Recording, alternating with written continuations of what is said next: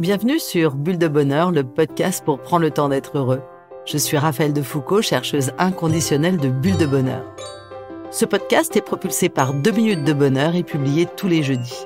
Aujourd'hui, nous vous partageons l'épisode 203, Je trouve la paix intérieure. Partez à la découverte dans cet épisode de moyens pour vous connecter à vous-même, pour réduire le stress et cultiver un état d'esprit positif. Avant de commencer, je voulais encore vous remercier pour tous vos encouragements. Vous êtes de plus en plus nombreux à nous écouter et à nous dire combien ces bulles de bonheur sont si positives et sympas à écouter. Alors pensez à vous abonner pour être notifié de nos prochains épisodes. Mettez-nous 5 étoiles sur Apple Podcast, c'est important pour que encore plus de monde puisse écouter nos bulles de bonheur. Et puis pensez aussi à nous rejoindre sur notre page Instagram ou Facebook, TikTok, même Pinterest. C'est facile à trouver, c'est 2 minutes de bonheur.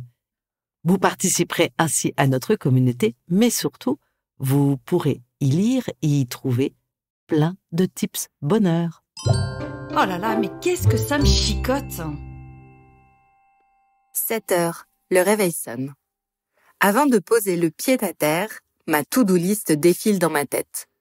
Préparer les enfants pour l'école, penser à leur goûter, au sac de piscine, à appeler la babysitter pour la prévenir du changement d'horaire du tennis, à la réunion avec mon boss qui démarre à 9h pile, mon rendez-vous client à l'autre bout de la ville à 10h30. Au passage, je me demande ce que je fais encore dans cette entreprise qui m'essore. Au frigo à remplir d'ici ce soir, à la machine à étendre. Je suis fatiguée, enrhumée depuis 10 jours déjà.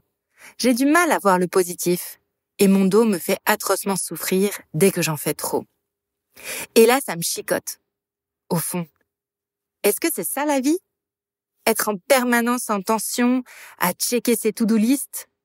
N'y a-t-il pas un moyen d'être plus zen, de se sentir plus aligné et de vivre avec une certaine paix intérieure? À l'évidence, nous vivons dans une société du morcellement, où chacun se définit par ses différentes casquettes. Je fais tel métier, j'ai tant d'enfants, je pratique tel sport. Et nous sommes ainsi un peu comme saucissonnés dans nos différents rôles. De plus, les réseaux sociaux, les smartphones et tous les divertissements et sollicitations divers et variés nous mobilisent vers l'extérieur. Et évidemment, revenir à l'intérieur de nous-mêmes, c'est pas si facile. Et pourtant, nous ne sommes pas qu'un corps qui est dans l'action ou un esprit qui pense, nous sommes un ensemble, corps, esprit et intériorité. Et tout l'enjeu est de créer une harmonie entre les trois, car quand l'un est mis sous le tapis, il y a fort à parier que, quelque part, ça va craquer. Revenons tout d'abord aux 3 dimensions de l'homme. Considérer l'homme dans ces 3 dimensions, corps, âme et esprit, est ce que l'on appelle un invariant anthropologique. On le trouve dans toutes les traditions, quelles qu'elles soient. Cette répartition corps, âme, esprit n'est la propriété d'aucune culture, d'aucune religion, d'aucune époque, d'aucune civilisation, d'aucun auteur. C'est ce que rappelle Michel Fromaget, un anthropologue français. C'est une donnée humaine fondamentale. Nous pouvons d'ailleurs symboliser l'unité de l'homme comme un cercle. Sa circonférence nous sépare du monde extérieur. À l'intérieur de ce cercle, il y a la partie visible de notre personne, c'est notre dimension corporelle. Puis vient un autre cercle avec toutes les pensées qui nous agitent, nos états intérieurs, autrement dit, notre vie psychique et psychologique. Enfin, à un dernier niveau, plus profond encore, se tient un 3e cercle qui forme notre noyau intérieur, là où siègent nos désirs profonds, nos aspirations, notre soif d'aimer. L'être humain est donc composé d'un corps que l'on voit en premier lieu lorsqu'on se met en relation, c'est le côté visible, concret, charnel de notre personne. Et aussi, il y a une intériorité, c'est-à-dire toutes les facultés à l'intérieur de nous-mêmes qui ne sont pas visibles mais qui ont besoin du corps pour s'exprimer.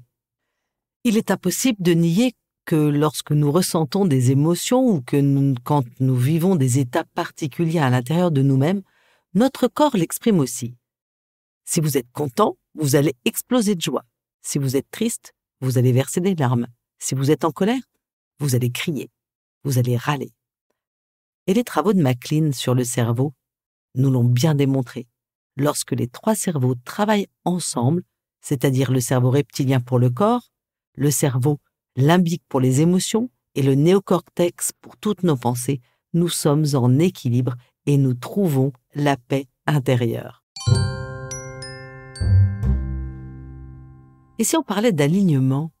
En fait, l'alignement est un concept utilisé en développement personnel dans lequel on retrouve bien cette idée d'unifier le corps, l'âme et l'esprit. On dit que l'alignement est comme une symphonie, une danse délicate entre son intérieur et son extérieur. C'est la quintessence du bien-être, la promesse d'une harmonie totale entre ce que nous sommes et ce que nous faisons, entre ce que nous ressentons et ce que nous exprimons. Pour l'illustrer, l'alignement, c'est une sensation d'équilibre lorsque toutes les pièces de notre puzzle personnel sont correctement assemblées. C'est ce moment où l'on ressent une clarté sans précédent, une sérénité, une paix. En résumé, on se sent à sa place. À l'inverse, une vie sans alignement peut ressembler à une nage à contre-courant durant laquelle on se bat, on lutte, on se sent épuisé. Il y a des obstacles, des rochers, des courants contraires, un peu comme notre interminable roue de la logistique qui nous met en tension tous les jours, ou cette entreprise où l'on va travailler machinalement sans y trouver aucune saveur. Dans ces cas-là, vous vous demandez pourquoi vous vous obstinez à remonter ce courant, pourquoi vous vous épuisez dans une course qui semble sans fin.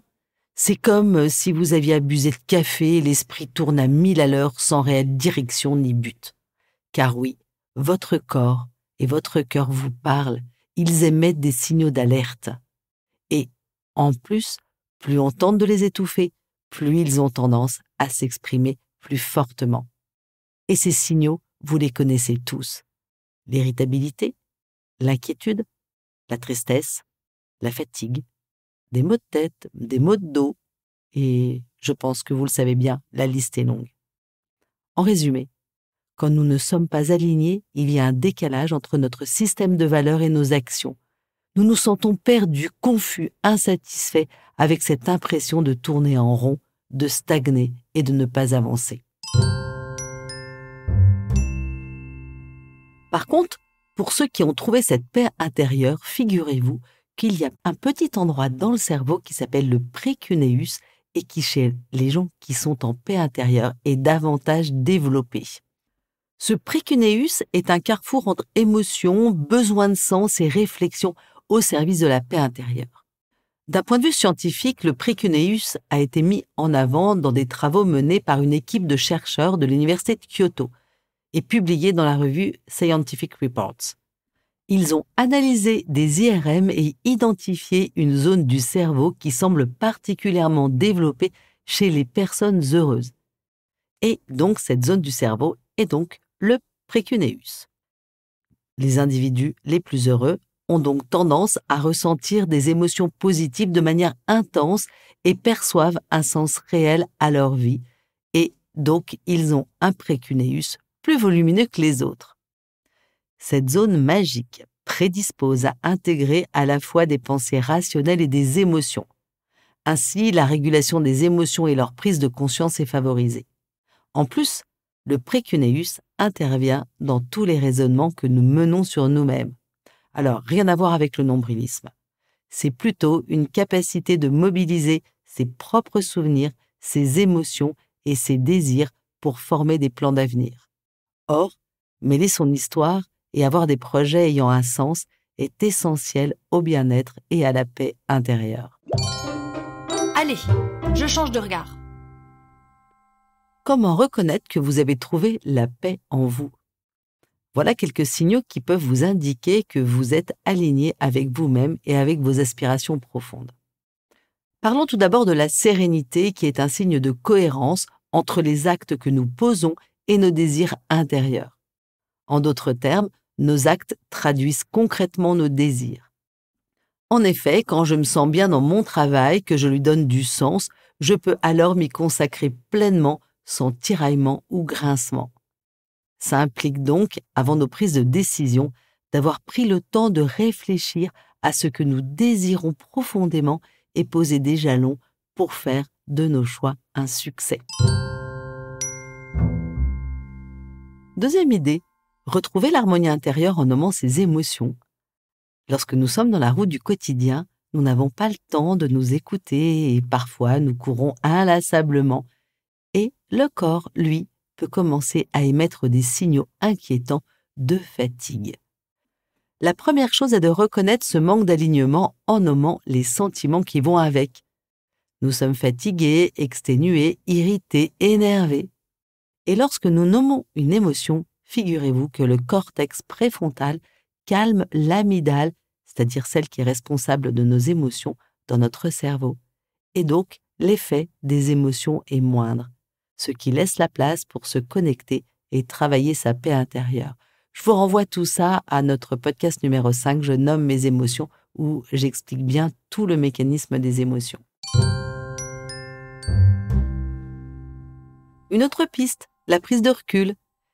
Essayez de prendre un peu de recul pour regarder les situations autrement et mettre en lien vos 3 dimensions, vous rappelez, le corps, le cœur et l'esprit. Allez marcher dans la nature, écouter un morceau de musique ou simplement faire silence par la méditation en se reculant dans un endroit où vous vous sentez bien. Tout ça, ça va permettre de vous concentrer sur ce qui est le plus profond en vous. Vous pouvez alors ressentir au fond de vous ce que vous aimez, retrouver des sensations, des envies, des désirs, parfois enfouis bien loin. Il existe de multiples moyens de faire silence en soi. Alors la méditation, bien sûr, on vient d'en parler, mais aussi le sport pour se vider la tête, le yoga, la marche. Ce retour sur soi, sur son intériorité, est nécessaire pour écouter notre cœur. Il demande juste que nous lui donnions un petit peu de temps. Je vous renvoie pour ça à notre podcast 114, je m'accorde des moments de méditation. Si nous reprenons l'exemple de la maman surmenée dès le matin, dont nous parlions en introduction, si cette femme prend le temps de nommer toutes ses émotions, elle va amorcer ce travail de prise de recul. Elle peut en venir à la conclusion qu'elle a le désir de travailler, mais qu'elle ne supporte plus son entreprise. Peut-être du coup va-t-elle enclencher des recherches pour un autre emploi, ou choisir de donner la priorité à sa famille. Et tant pis si elle s'ennuie dans son travail. Elle peut peut-être aussi se dire qu'elle a besoin de faire du sport ou des activités pour se défouler. En fait, cette prise de recul va lui permettre de vivre autrement son quotidien et d'ajuster son organisation pour trouver une paix intérieure. Une chose cependant est sûre, c'est que la solution que va trouver cette femme lui est propre. Et malheureusement, elle ne peut pas se dupliquer aux autres. À chacun, effectivement, sa solution, parce qu'elle est souvent différente pour chacun d'entre nous. Alors la gratitude, c'est un bon moyen pour cultiver la paix intérieure. La gratitude, elle s'apprend, elle a donc une véritable influence sur notre capacité à être heureux. Comme je le disais dans le podcast numéro 20, j'adopte la gratitude. Les neurosciences le prouvent, exprimer sa gratitude favorise le bien-être et le bonheur. Mais en quoi ça consiste la gratitude ? C'est la reconnaissance que nous éprouvons devant tous les bienfaits dont nous jouissons. Elle suppose donc dans un premier temps d'avoir conscience de ces bienfaits, puis de reconnaître ce qui les a générés. La nature, une personne, y compris nous-mêmes, un objet, un animal, un geste.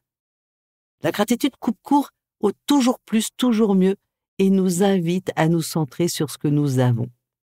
Alors, sachez qu'il faut 21 jours au cerveau pour adopter de nouveaux comportements ou pour adopter un nouvel état d'esprit. Et si vous preniez pendant 21 jours, 5 minutes par jour pour noter dans un carnet ce qui a été positif dans votre journée, même les petites choses, un plat que vous avez aimé, un sourire, un échange avec un collègue, une attention qui vous a touché. À l'issue de ces 21 jours, regardez les effets positifs de cette démarche. Et je pense que vous pourrez la renouveler à chaque baisse de morale. Et hop, je me lance. En bref, si je résume, la paix intérieure, c'est 1. Lier le corps, le cœur et l'âme. 2. Pratiquer la gratitude. Et 3. se sentir serein. Allez, cette semaine, la carte de 2 minutes de bonheur vous propose de prendre du recul.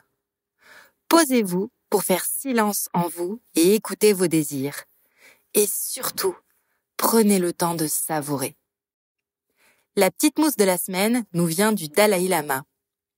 Chaque matin, quand vous vous réveillez, dites-vous que vous êtes chanceux d'être en vie, que votre existence est précieuse et que vous n'allez pas la gâcher. Avec Bulle de Bonheur, prenez le temps d'être heureux. Merci pour votre écoute. Si vous avez aimé, dites-le nous avec 5 étoiles. Laissez vos commentaires et envoyez des bulles de bonheur à vos amis et partagez ce podcast. Inscrivez-vous à la newsletter en allant sur notre site 2 minutes de bonheur pour être notifié des prochains épisodes. C'est aussi très facile de nous trouver sur les réseaux sociaux, Facebook et Instagram. Il suffit de chercher 2 minutes de bonheur. Bulle de bonheur est propulsée par 2 minutes de bonheur, des outils pour créer du lien et prendre le temps d'être heureux.